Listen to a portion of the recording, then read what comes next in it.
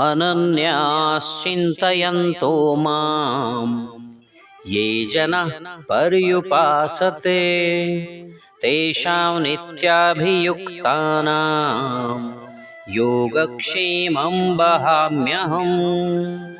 बंधुगण, जेपरि भावे जणे माँ निजर असहाय नवजात शिशु जी कि ता उपरे संपूर्ण निर्भरशील ताकु त्याग करिवा कथा केबे भी चिंता करि न थाए, ठीक सेहीपरि भगवान आमर आत्मार शाश्वत माँ अटंती। एवं एई श्लोकरे भगवान श्रीकृष्ण तांको प्रति अनन्य भावरे शरणागत जीवकु मातृसुलभ आश्वासना प्रदान करिसंती।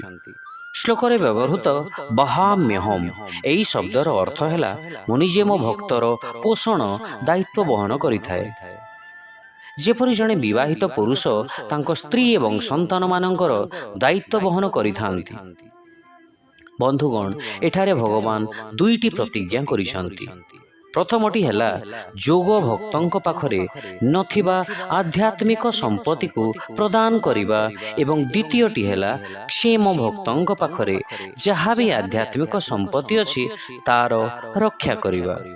किंतु एथिपाई से रखिथिबा शर्तटी हैला अनन्य भक्ति।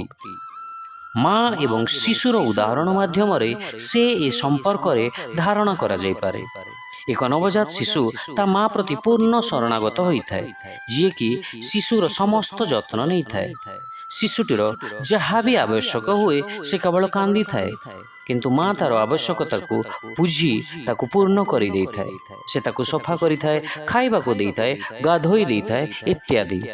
जेतेबेले पिलाटी 5 वर्षर होइथाए से निजर किछि किछि काम करिबा आरंभ करिदिए एवं माँ ठीक सेतिकी परिमाणर दायित्व कम करिदिए। शिशुटी जेतेबेले युवक होई जाइथाए एवं निजर समस्त दायित्व निजे नेबा आरंभ करिथाए, माँ तार कर्तव्य आहुरी कम करि देइथाए।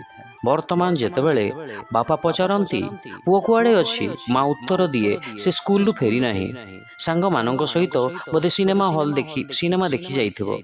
वर्तमान पुओ प्रति मार दृष्टिकोण प्रायतः उदासीन रही थाए।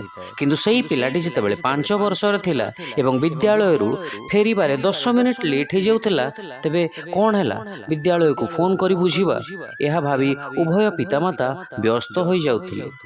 छोट पिला अछि ना, रास्तारे काले किछि दुर्घटना हो जाइथिबो। बंधुगण, एहीपरि भावरे जेतिकी मात्रारे पिलाटी तार निजर कार्य करिबा आरंभ करिदा, मार दायित्व ठीक सेतिकी मात्रारे कम हो जाइथाए। भगवानक नियम ठीक एहीपरि अटे। जेतेबेले आमे निज बुद्धि अनुसार निजको निज कार्यर कर्ता भावी थाउ एवं निजर शक्ति और दक्षता उपरे निर्भर करि थाउ, भगवान तांको कृपा प्रदान करंती नाही। से केवल आम कर्मर हिसाब रखती एवं तार फल दे थांती। आमे जेतेबेले आंशिक भावरे भगवानंक शरणागत होई थाउ तेबे एवं आंशिक भावे संसार उपरे निर्भर करि थाउ, भगवान मध्य आंशिक भावे कृपा प्रदान करि थांती। आमे जेतेबेले पूर्णतः निजको भगवानंक ठारे समर्पित करि देई थाउ, मामेकं शरणं व्रजम, भगवान तांकर पूर्ण कृपा आमको प्रदान करि थांती। आम पाखरे जहाँ थाए तार रक्षा करती एवं जहाँ आम पाखरे न थाए ताहा प्रदान करिथांती।